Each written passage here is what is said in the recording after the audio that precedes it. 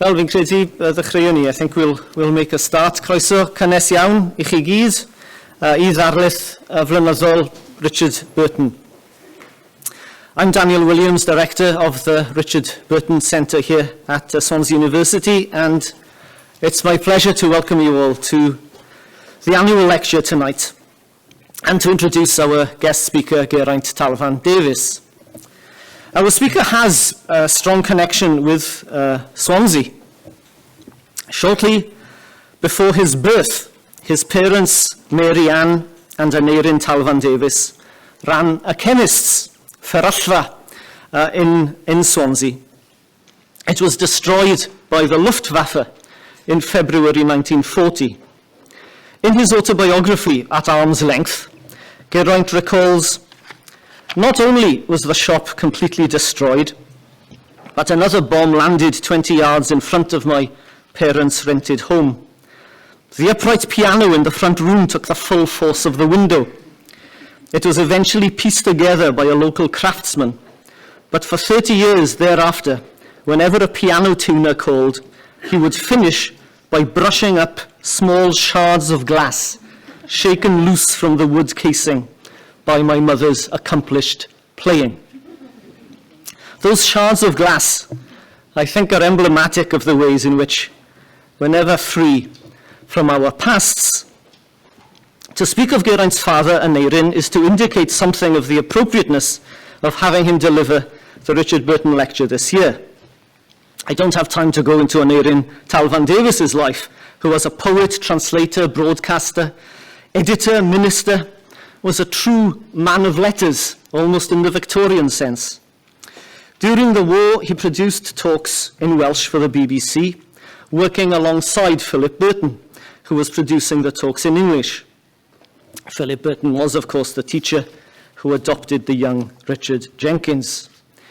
B.H. Burton became a family friend, a name that was cherished, notes Geraint, not because of the association with Richard, but because he bought me my first pair of football boots.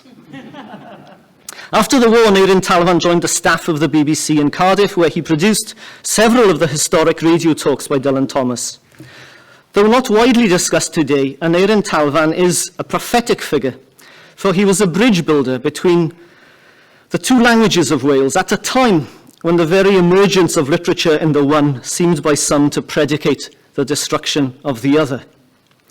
Welsh language culture was not a dying residue for Geraint Talfan, it was the living and breathing embodiment of a form of life. And part of what allowed it to live and breathe was its interaction with English language culture, both within Wales itself and beyond. It was in keeping with this philosophy that he wrote a groundbreaking analysis of Dylan Thomas as a religious poet in English, and profound studies of James Joyce and T.S. Eliot in Welsh. His Dianerch Erchwyn is a moving collection of poems, many of them meditating on the deaths of his wife and son Owen, Geraint's brother, in a car accident when a young man. It also contains two translations that appear on facing pages in the volume. The first, a translation into Welsh of R.S. Thomas's tribute to Saunders Lewis, the still controversial playwright, one of the founders of Plaid Cymru, sacked from his lectureship in Welsh at this institution, as some of you will know, for attacking a British military installation in 1936. And opposite this poem is a translation of Dylan Thomas's A Hunchback in the Park, a crwca yn y parc. R.S. Thomas's Saunders Lewis and Dylan Thomas's Hunchbacks are outsiders. Saunders meidwy yn te, a recluse, unhabited, he moved among us, would have led to rebellion, says R.S. The Hunchback, rhyw fistar unig yn eistedd rhwng y dŵr a'r coedydd, a solitary mister propped between trees and water until the Sunday sombre bell at dark. Figures moving around the peripheries, symbolic representations of Aneurin himself in relation to Welsh culture today, maybe, or of art itself in a world that runs according to the logic of economics. or perhaps even national allegories for a people clinging on to their distinctiveness on the westernmost peninsulas of Europe. Perhaps. Whatever our interpretation, the juxtaposition of the two Thomases translated into Welsh is no coincidence. It's a statement, a vision of a Wales that sees beyond its divisions, grounded in a mutual respect. That's what we aim to foster at the Richard Burton Centre for the Study of Wales, and that can be seen, I think, to have informed the life and activities of tonight's speaker. The standard biographical entries tell me that Geraint Talfan Davies was educated at Bishop Gore Grammar School, Swansea, and Cardiff High School for Boys, before going on to read modern history at Jesus College, Oxford. But before that, he was one of the first pupils in the Welsh language primary school in Barry, alongside my father in that same pioneering year of 4-year-olds, before moving on to Ysgol Lôn Las in Llansamlet, where he was in the same class as my mother. A strange coincidence, only of interest to me, I appreciate, but nevertheless, I thought I'd share it. In 1978, Geraint transitioned from a career in print journalism, which had seen him working for the Western Mail, the Journal in Newcastle upon Tyne, and the Times in London, to broadcast media, where he became head of news and current affairs with HTV Wales. Following his period with HTV, he returned to Newcastle in 1987 as director of programmes for Tyne Tees Television. That year also saw him co-founding the Institute of Welsh Affairs. He became controller of BBC Wales in 1990. If his mother was an accomplished pianist, Geraint himself has played a key role in the musical life of Wales. Chair of Welsh National Opera, Governor of the Welsh College of Music and Drama, Chair of the Arts Council of Wales and Cardiff Bay Arts Trust, Board Member of the Welsh Millennium Centre. Since retirement, Geraint has been active in the fields of the arts and politics. We'll hear about some of those activities tonight. Before meeting in preparation for this lecture, I think I'd last seen Geraint in his role as trustee of the Shakespeare Schools Foundation at a performance of Twelfth Night by the Schools of Combe Tower in Neath. He was chair of Wales for Europe, and during the referendum of the Welsh Advisory Group of Britain Stronger in Europe. The subtitle of his last book, Unfinished Business, is The Journal of an Embattled European. He ends that book by urging us to be active citizens. He himself is an embodiment of active citizenship, embracing a model of civic duty and cultural engagement that he inherited, I think, from his parents. Raymond Williams' often misunderstood phrase, culture is ordinary, seems appropriate for this fellow Welsh European. I say misunderstood because Williams was not suggesting that anything and everything we do is culture, or that anything goes. He meant that culture, in all its variety, including the high arts such as opera, should be intrinsic to the civic culture on which a pluralist democracy inevitably depends. Despite the myriad reasons for inviting Geraint to give the lecture tonight, the suggestion did not come from me. It came from Kate Burton, Richard's daughter, as most of you will know, who, I'm delighted to say, is here tonight with her daughter Charlotte, herself now living and studying in Wales. The Burton Talfan Davies connection is long-standing and continuing. And Aneurin knew Philip and Richard, the friendship continued by Kate and Geraint's son, Ed Talfan, a well-known film producer, is just completing a film on Philip Burton to coincide with the Richard Burton centenary, which of course is upon us. The lecture was established and is endowed by Richard Burton's widow Sally and was fostered by the late historian Hywel Francis. We send our warmest wishes to Sally and remember Hywel today fondly. I'd like to thank Elaine Canning and Matthew Hughes of Swansea's Cultural Institute for assisting with the arrangements for tonight's lecture, Taliesin Arts Centre for hosting us, and the members of the Burton Advisory Board, you know who you are, for their support and commitment. A cyfan sydd ar ôl I mi wneud felly am y tro yw croesawu Geraint Talfan Davies yn gynnes iawn I draddodi darlith Richard Burton 2024, The Soul of Iron, The Pasts and Futures of Merthyr Tydfil and Port Talbot. Geraint.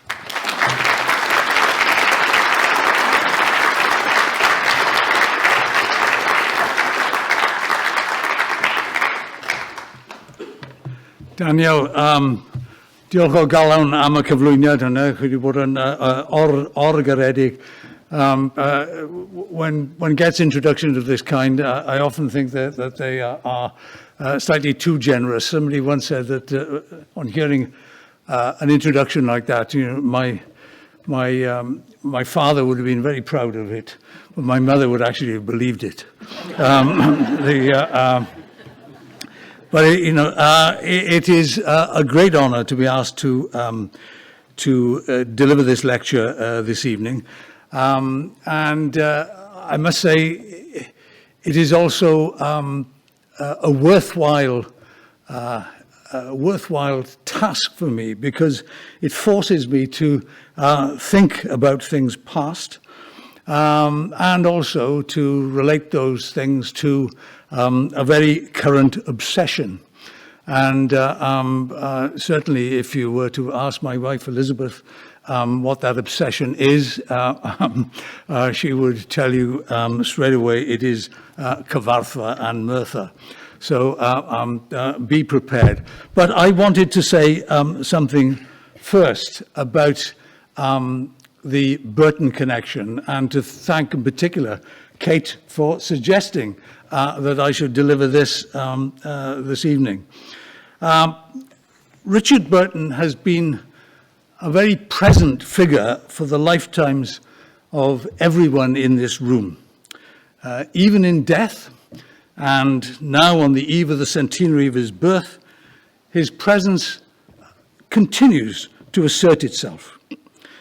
I first became aware of Richard Burton when I saw him act in The Robe, a film that my sister and I were excited to see, not because congregations in the churches of Swansea had been exhorted to see it from every single pulpit, but because it was the first film in CinemaScope, the first widescreen movie released in that heady year of Elizabeth's coronation, 1953, that finally banished the gloom of the post-war years. Well, we, in Swansea, we watched it in the Plaza Cinema. At the time, the largest cinema in Wales, with 3,200 seats, the first independent cinema in the UK to be fitted with a CinemaScope projector. And the Plaza was but a few yards down from the site of my father's chemist shop in Heathfield Street, that had been destroyed by a bomb 12 years earlier during the Blitz on Swansea in February 1941.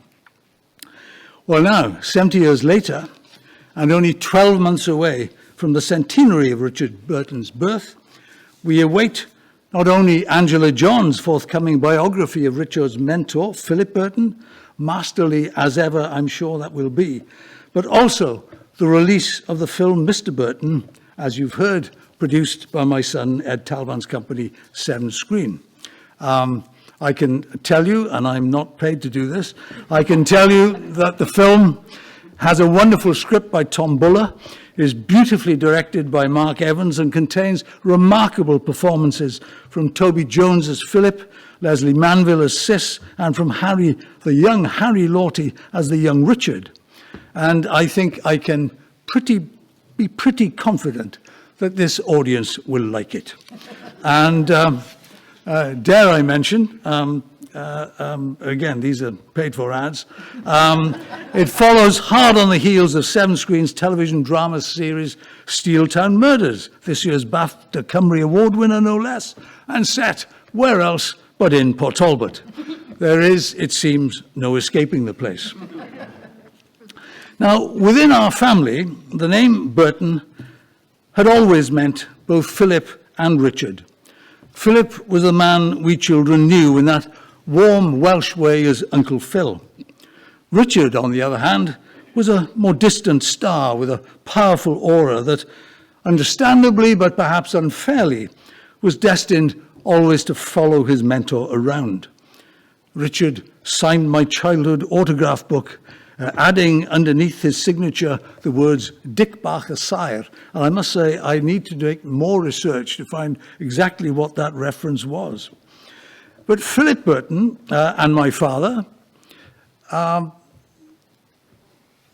you will see, and my father, Aneurin, had been close colleagues in the BBC in Wales ever since the end of the war. That 1941 air raid had forced my father into a rather dramatic change of career. His pharmacy, where the back office had always been something of a literary gathering place, had been obliterated. But in many ways, he himself was liberated. He became a wartime newsreader for the BBC, reading the Welsh news from a basement room in Broadcasting House in London. In 1945, the war over, my father had been appointed features producer, brackets, Welsh, close brackets. Philip Burton, who had always been working as a freelance for the BBC since 1937, was a features producer, brackets, English, close brackets. It was a linguistic demarcation that my father found irksome, but the somewhat starchy BBC management of the time turned down his request to be redesignated features producer, brackets, bilingual. That said, it certainly didn't impair the relationship between the two men, who were very close colleagues until Philip left for America in 1953, drawn, I think, not only by Richard Burton's growing success, but also by his own personal ambitions. And my father and he remained great friends thereafter. After all, both in their time had produced talks by Dylan Thomas, with my father in 1954 also editing the collection of Dylan's radio scripts quite early one morning. My father's later study of the religious element in Dylan Thomas's work was actually dedicated to my friend Philip Burton. And on Philip's return visits to this country, he often stayed with us in Swansea and in Cardiff. I think we children looked upon him as a somewhat exotic visitor, not just because of the connection with Richard, or that he had just crossed the Atlantic, but also because in our ears we could detect, I think, a slight American twang. He also counted calories meticulously on a notepad at breakfast. In fact, I sensed that Philip and my father shared a hypochondriac tendency, the result in my father's case of his past familiarity with pills. But there was also, as you've heard, a warmth to Uncle Phil. The schoolmaster instinct had not left him. He took an interest in us. He bought me, as you've heard, my first pair of football boots, and even persuaded my reluctant parents to buy me a bicycle. He also came to a school carol concert, where I had been deputed to read Dylan Thomas's A Child's Christmas in Wales.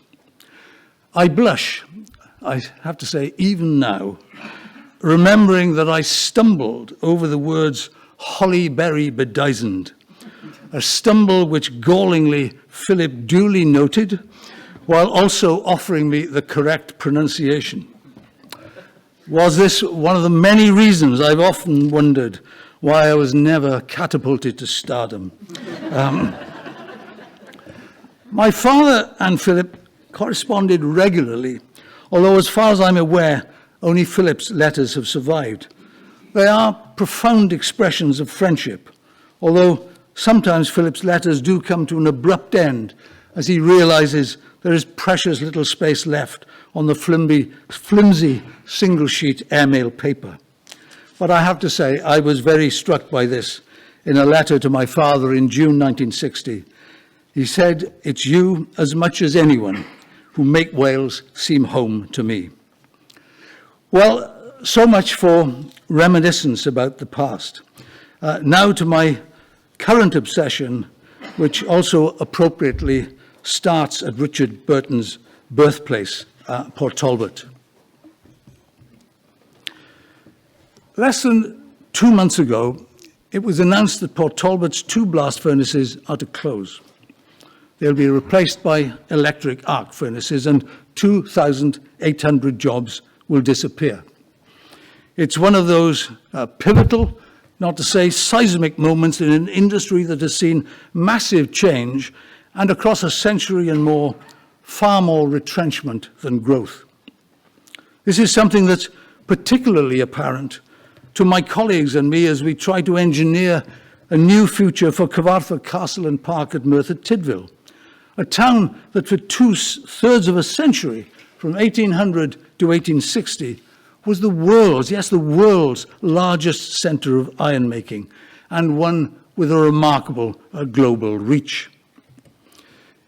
In these related industries, iron and steel in the 20th and 21st centuries, I'm afraid the bugle call of retreat has sounded with depressing regularity.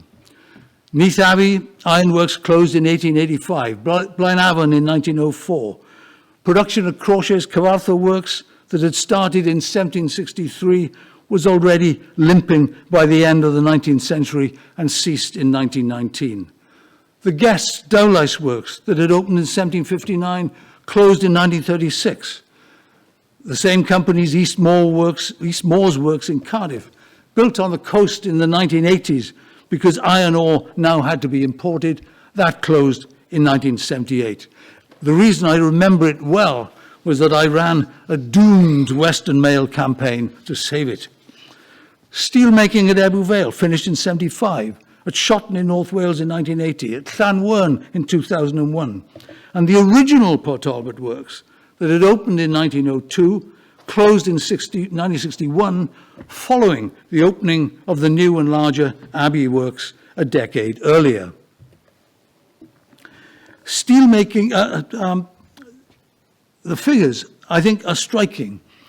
In iron and steel, excluding steel processing, peak employment in the UK was reached in 1971 with a workforce of 323,000 across the UK. By 2022, that figure of 323,000 had dropped to only 23,000. The figure for Germany, by the way, is still 80,000. And compared with EU countries, we now rank 5th behind Germany, Italy, France, and Poland. And at the same time, we've also seen the complete demise of coal. From a peak workforce of 1.2 million across the UK in 1920, of which no less than 271,000 were employed in Wales alone.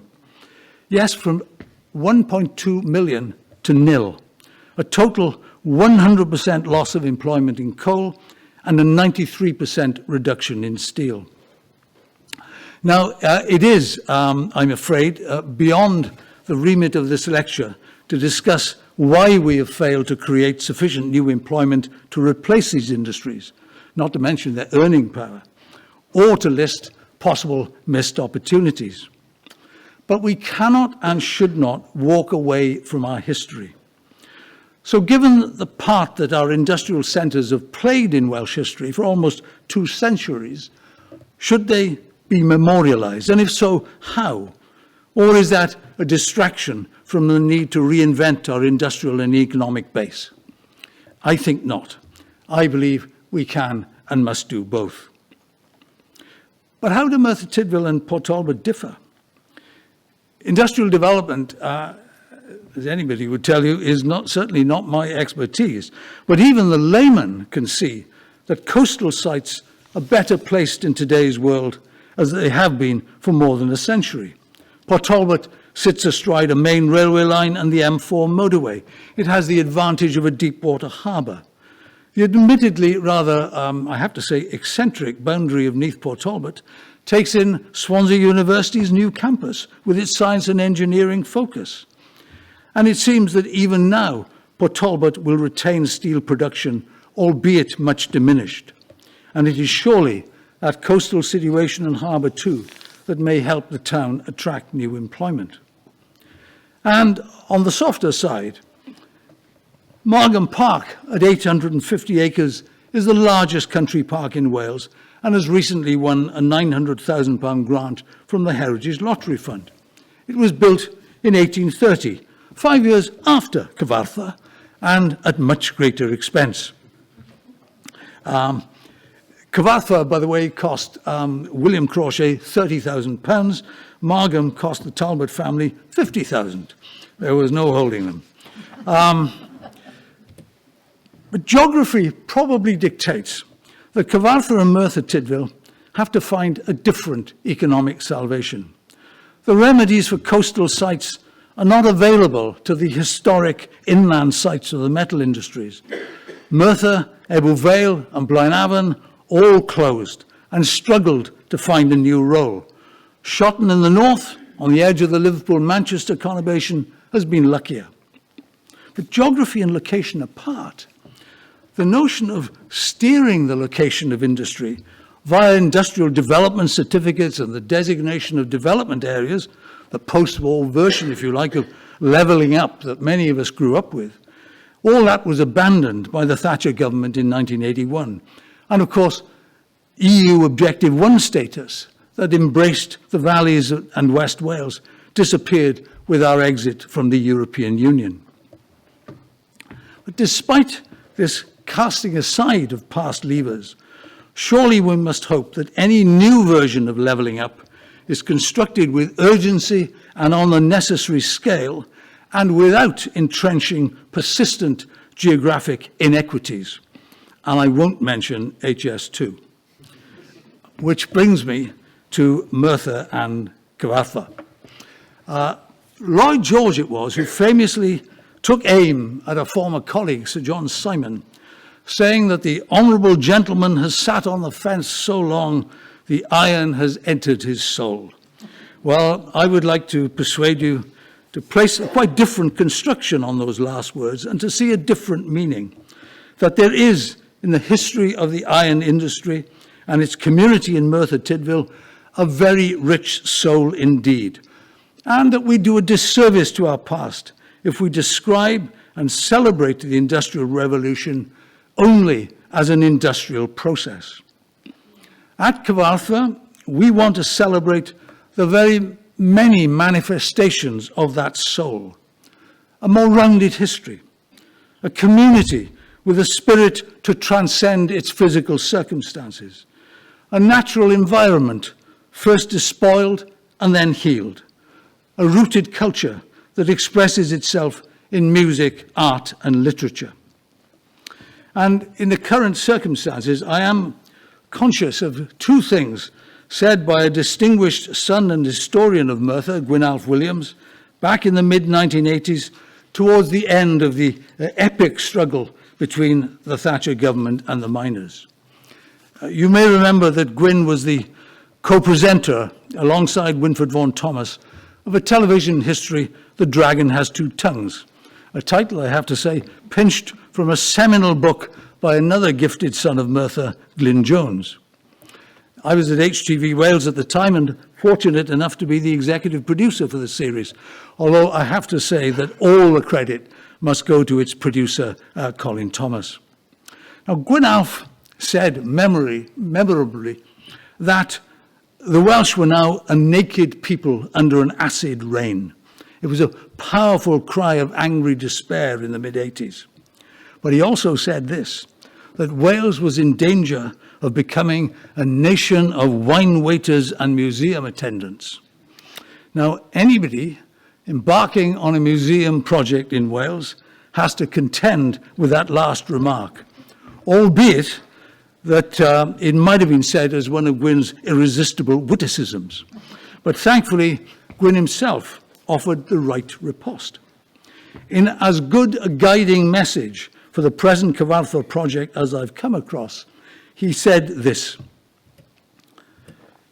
the Welsh have repeatedly employed history to make a usable past and to turn that past into an instrument with which a present can build a future.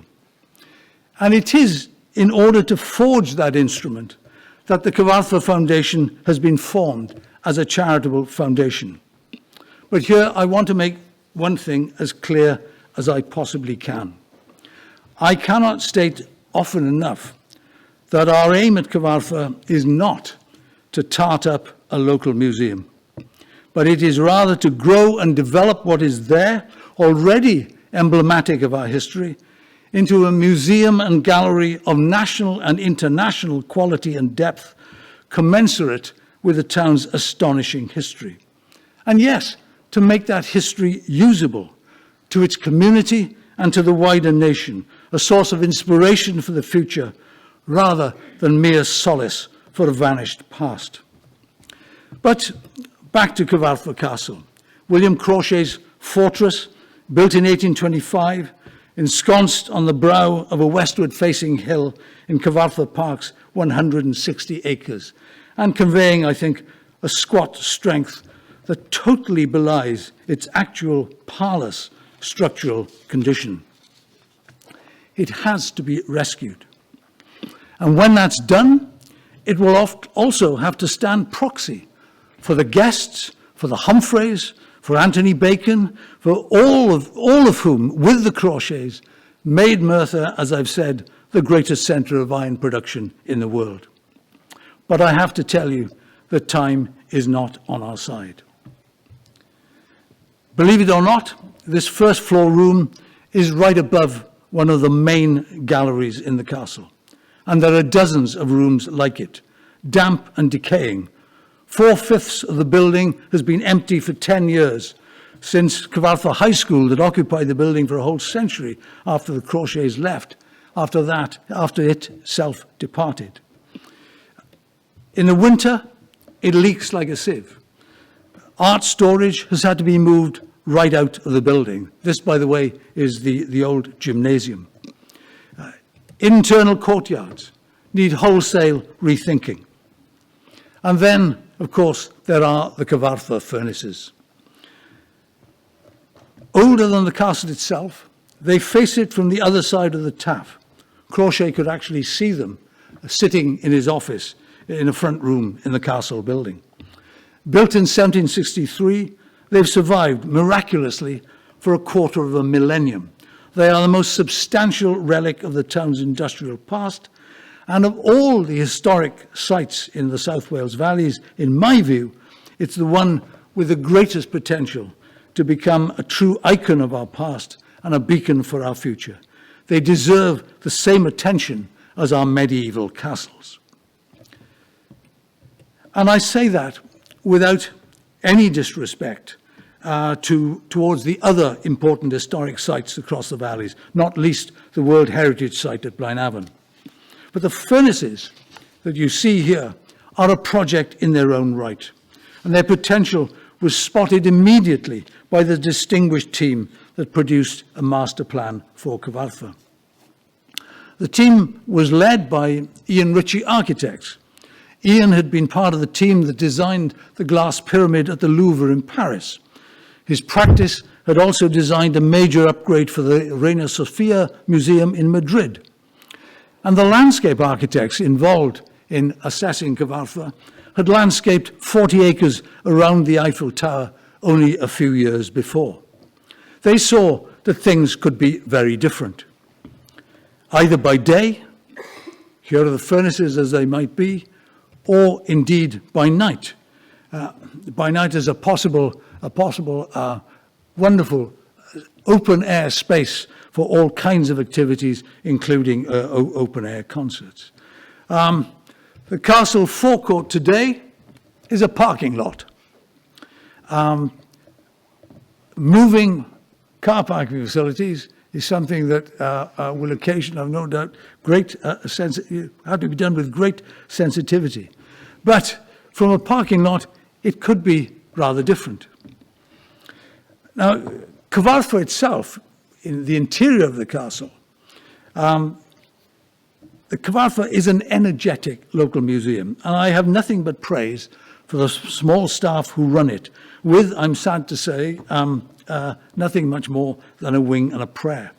And I will also praise Merthyr Council, whose support, despite being the smallest local authority in Wales, has been exceptional. But given the significance of Merthyr and Cyfarthfa in the history of our world, I believe this place can and must be transformed.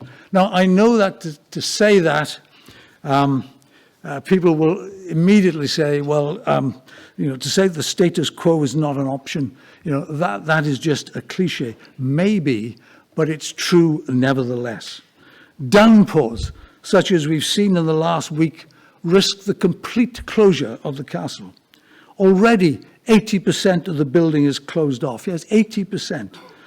A refreshed and expanded museum and gallery will need all this unused space to tell a fuller story and to apply the full gamut of the latest digital display practice, including fast-developing AI techniques to tell that story in all its richness. And who knows where the AI techniques will take us in the next 4 or 5 years as we develop the Cyfarthfa project. It's going to be in a different place, I suspect, by the time a restored Cyfarthfa opens. And what a story it has to tell. The achievements of Crochet, Guest, Humphrey and Bacon, a story of collaboration and competition between Cyfarthfa, Dowlais, Penydarren and the Plymouth Works. A story of global reach, forging the cannons with which wars were fought in Europe and America, and which defeated Napoleon. The rails for railways that crisscross Britain, Europe and America. Trevithick's groundbreaking engine, the world's first steam locomotive that, for some reason, is here in a museum in Swansea. The role of Merthyr workmen, who established ironworks in France and America, and of course in Donetsk, once known as Hughesovska, after its founder, Merthyr Tydfil's John Hughes. Hughesovska, don't you think, is so much more imaginative than its later and thankfully temporary name, Stalino. Stalino, I often think that final O must surely have come from some lingering Welsh influence. But industry is but one aspect of a society. There are many other sides of the story that I have to say are less well told or less fully told as part and parcel of the industrial story in our museums, but they demand equal attention. And I talk of the scourges of poverty and disease, of radicalism, riot and rebellion, and of religion, of the growth of education as well as of democracy, of the role of women, not just Charlotte Guest, Lucy Thomas and Rose Crochet, but the unsung women who also toiled, of the migrations from the rest of Wales, from England and Europe, Irish, Italians and Jews, of 20th century decline and travail, of the challenges of war and peace, of art and culture, and above all, perhaps, in the case of many of the Valley's communities, a story of endurance. And then, of course, there is the art. What is insufficiently known is that Cyfarthfa houses a very fine and substantial art collection, embracing works from the 19th, 20th and 21st centuries. And if you haven't been, I tell you, go see it. The works of Penry Williams from the 19th century, who divided his time between Merthyr and Rome. Alfred Janes, part of Swansea's Cardoma gang, and this is his powerful and intricate depiction of Salome with the head of John the Baptist. And it's a remarkable painting where the face of John the Baptist is copied actually in the dresses that Salome is wearing. It's an extraordinary piece to see in close-up. And then you have Heinz Koppel, based in Dowlais and one of the original members of the 56 group of Welsh artists, an artist whose works demand more prominent display, and another emigre like the Swansea Valley's Joseph Herman. There are many names that one could add to this list. In fact, the Contemporary Art Society of Wales, CASW, tells me it has donated more works to Cyfarthfa than to any other venue in Wales. And it's a rich collection containing works by a host of significant artists. And let's not forget either Merthyr's writers, Glyn Jones, Jack Jones, Mike Jenkins, Leslie Norris, Rachel Tresize. All these, I think, need to be marked and profiled, in a changed Cyfarthfa Castle. But let me make one more point about the art. Local connection is important, but in art, it is not everything. Recently, the Welsh Government planned to create a National Contemporary Art Gallery of Wales as an anchor site for a chain of galleries across the country. Given the potential to increase gallery space at Cyfarthfa at least fivefold, the foundation bid to be the anchor site, competing with 5 other sites. And in the current funding climate, and I have to say for entirely understandable reasons, the Welsh Government decided not to proceed with the anchor site, though it is enhancing the existing chain of galleries across Wales. Well, where are they? Now, as you see, they are very well spread. But astonishingly, of the 9 galleries, 10 if you include Cardiff Amgueddfa Cymru, not one of them is in the Heads of the Valleys area. Not one. And that, in my mind, is simply unacceptable. Our foundation has already made the case for adding Cyfarthfa to that chain, and we will continue to do so forcibly. We must become the valley's link in the chain, and perhaps even, in time, an anchor site in waiting. As that graphic hinted, you cannot consider art these days without contemplating public art, art in the landscape. We have 160 acres in which to respond. In fact, 240 acres, if you also include the rather darker shaded area on the left-hand side, which is all on the left-hand side of the main Merthyr Brecon Road. 240 acres, or as Ian Ritchie said in his report, 100 hectares. And if you can expand across the valley, across the Taf and Tarfecon rivers to the furnaces, healing the valley and cohering once again the whole of the estate. Think National Botanic Garden of Wales at Llanarthny. Think Yorkshire Sculpture Park. Think biodiversity too. But also think of an adventure playground, as at Blenheim or Windsor, although I hope rather more consciously themed. These are the ways we can increase visitor numbers from the current 35 to 40,000. We can increase that 5, 6 or 7-fold with all the ancillary economic benefits that would entail, not just Cyfarthfa, but for the wider town. And think too of achieving all this in conformity with every single aspect of the Well-being of Future Generations Act. Above all, think community. And I say that because no project of this scale and intent could or should be attempted without the community that is its subject being central to both its design and execution. Our Cyfarthfa plan can be, should be, and must be an engine of social renewal in one of the most deprived communities in the UK. It must be a powerful educational force for all ages. It must be a catalytic cultural force in the town and beyond, engaging with other partners. The theatre saw our language centre, the Red House and colleges and universities that are represented in the town. Cyfarthfa must also be an employer and a trainer right across the professional skill base that the museum, the landscape and the community will need. So let me now finish. I mentioned the television history series, The Dragon Has Two Tongues, that took its title from Glyn Jones's work.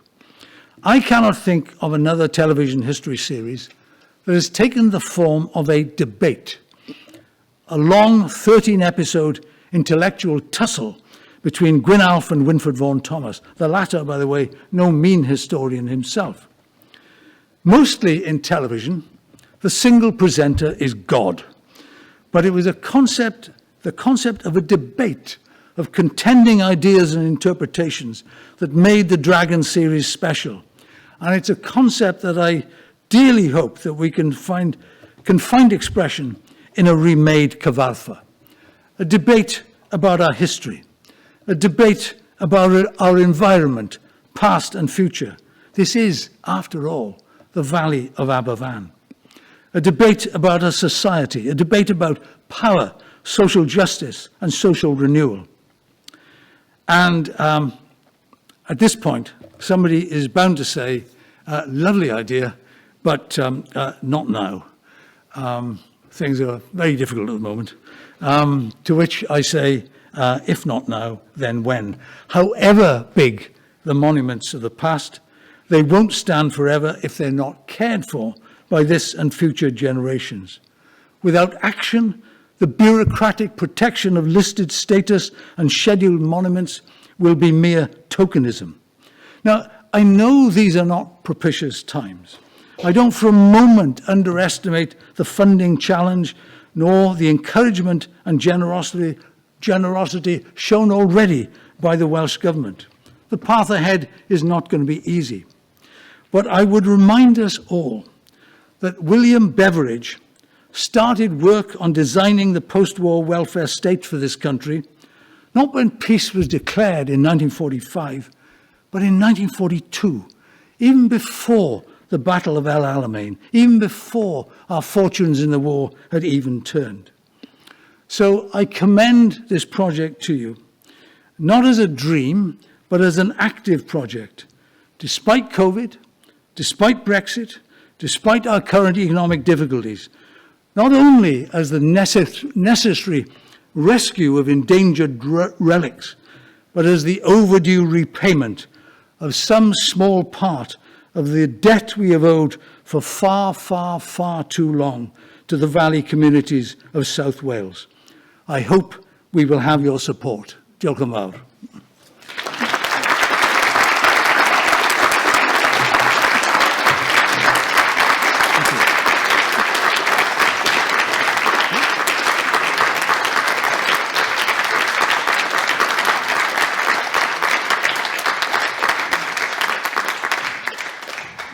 Well, diolch o galon, Geraint. Geraint has agreed to take questions from the floor, and we have plenty of time to do that. A fascinating project, Geraint, and your presentation was superb. If I can just kick us off then, one of these statistics that were repeated several times on the media this weekend is that the Welsh rugby team hasn't lost every game in a year since 1937. And one struck that 1937 is at the end of a decade of depression as we are today. Apparently, Wales only played 3 games in 1937, so the comparison isn't quite as damning as they suggest, but nevertheless, it's kind of a symbolic moment. And yes, how do you take, your final point there, how do you take a project like this forward in an economic context such as the one we're living in? We're feeling it here in the Taliesin, we're feeling it here on campus. It seems to be one of those moments where it's very difficult to think in utopian terms when the economy is floundering. I don't think it is utopian. Unlike the previous government, I believe levelling up is something that has got to become central. There's a lot of talk of levelling up, I think, in England. I hear a lot of discussion of it in newspapers. And I have to say, much of that discussion is centred on England. It's centred on Manchester, it is centred on Yorkshire, and so on. Very rarely does Wales come into the picture on levelling up. And I think that we need to ensure that it does. One of the things that I found quite interesting in recent years, an interesting development under the previous government, has to be said, they introduced the SPF fund, the Shared Prosperity Fund. And annoyingly, London bypassed the Welsh government, went straight to the local authorities, and hoovered up various ideas and distributed largesse around. And in fact, we, the Cyfarthfa Foundation, we got the best part of £500,000 to start developing our project, and actually to employ some of the team that we are building up. But imagine if there was a genuine partnership between a Westminster government and a Welsh government. Not a partnership that implies de haut en bas, but an equal partnership, a sensible partnership, a creative partnership. There is a lot that one can do. I mean, I was very struck some years ago when I went to the Bregenz festival in Austria. And there's a wonderful art gallery in Bregenz by I think a German architect, Peter Zumthor. Now, that gallery was an expensive gallery. I mean, this was high-end architecture, But that was actually funded by a combination of tiers of government. Why isn't that possible in a sensible way in this country now? So I see no reason at all why Cyfarthfa couldn't actually be put in train by a combination of Westminster government money, Welsh government money, Merthyr local authority money, and charitable foundations. It has to be said, it will not be easy to do everything in one fell swoop. I mean, when Ian Ritchie produced the master plan for Cyfarthfa, he estimated it at around 50 million pounds. Now, the inflation since then pushes up that figure rather markedly. So my feeling is that we will need to define a first stage for the project. And I think that there is a viable way of doing that. But I would hope that if it goes down that particular route, that stage two would follow a reasonable distance behind and not sort of languish in somebody's entry. When Kate Burton suggested Geraint as the speaker for this year, she said, "Ask Geraint, he gets it." And I think, he gets it is a suggestive phrase, isn't it? Suggestion, in a way, I guess, is that he gets the meaning of Richard Burton. Also the way we can locate Burton within a broader cultural matrix. Taking advantage precisely, I think, of the heritage we have as a means of imagining a future, right? And using some of these key figures in our history who do have that broader traction with a wider audience as a way of elevating Welsh culture and history, which we've seen explored so vividly by Geraint in the paper tonight. Felly diolch o galon I chi, Geraint. In saying he gets it, Kate, of course, was also showing very clearly that she gets it. And her support for both the centre and the work we do in Swansea is hugely valued, and it therefore gives me great pleasure to invite Kate just up to say a few words by way of a vote of thanks for tonight. Kate. Yes, well, thank you very much. As you can hear, I have an American accent. It's true. Speaking of local and global, first of all, thank you, Geraint, for such an incredible evening with you. I knew I had a good idea. I'm so pleased. It worked out very well. And all the questions have been extraordinary, and all the comments have been amazing. In celebrating Dada's centenary, as you say, centenary, as we say in America, but in celebrating the centenary, you know, we're thinking locally, we're thinking globally. I'm so fascinated to hear about what you were talking about. My daughter and I were watching documentaries just yesterday about the women of the Rom, which is where my mother is from, talking about, you know, the strike almost 100 years ago and what their experiences were like. I mean, this is hugely a part of my life. I am a daughter of the Valleys. I've been living in the United States most of my life. But like Philip Burton, like Sybil Williams, my mother, who brought me to the United States, we've taken our Welshness and we've brought it to other countries, but we always come home. So it's really a really extraordinary journey. And I've been so struck tonight by what you were talking about in terms of how do we tell this story, that it's not just a local story, it's not just a Welsh story, it is a global story. And this is what we're constantly trying to do here at the center. And I am now the official family representative, and I'm here with my daughter Charlotte, who will probably be the next family representative of this extraordinary Richard Burton Centre for the Study of Wales. We're embarking on the centenary of Dada's birth, and it's going to be a very exciting year. Some things we're not quite sure about what's going to happen, but there's a lot of possible projects. You've heard about Angela John's extraordinary upcoming biography of Philip Burton, as I call him, my grandfather. You've heard about El Talvan's extraordinary film, Mr. Burton, that's going to come out sometime next year. There are going to be prizes given in Dada's name at the National and Youth Eisteddfod.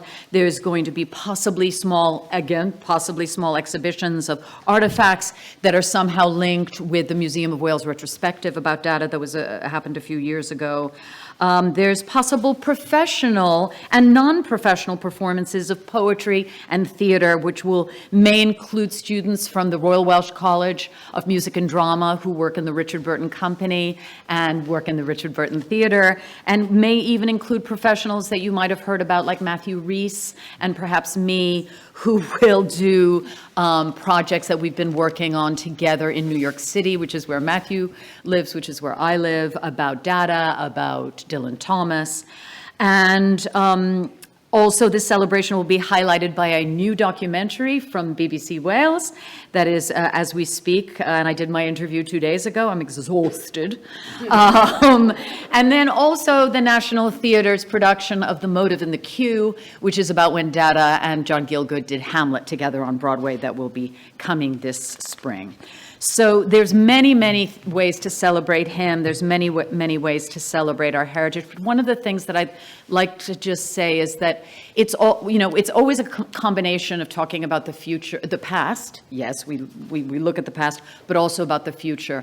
And Helena Gaunt at the Royal Welsh College 2 days ago said something so wonderful to me that has really stuck with me, which is, you know, we're wanting to create a living legacy always. We're wanting, you know, people to read people to read the diaries, people to read the histories that are here in this amazing Swansea University, but also that young actors and young, politicians and young activists will be inspired by the work of Dada and also by his contemporaries. And you know, one of the things, getting back to your extraordinary, speech about what you've been working on for so many years, the great Welsh actor Roger Rees once said to me, it's about enlightened philanthropy. And this is what we're always looking for. We're constantly dealing with crises in non-for-profit theater and non-for-profit institutions in the United States. We are here. God only knows what's going to happen now. But we can leave that. That's a whole other conversation. So, you know, the question is to be consistent in encouraging our young people to take up the mantle, to be inspired. And so this is what we're trying to do. This is what we'll be doing this whole year, celebrating Dada. And again, Geraint, I can't thank you enough for tonight. Thank you. Thank you. Joy.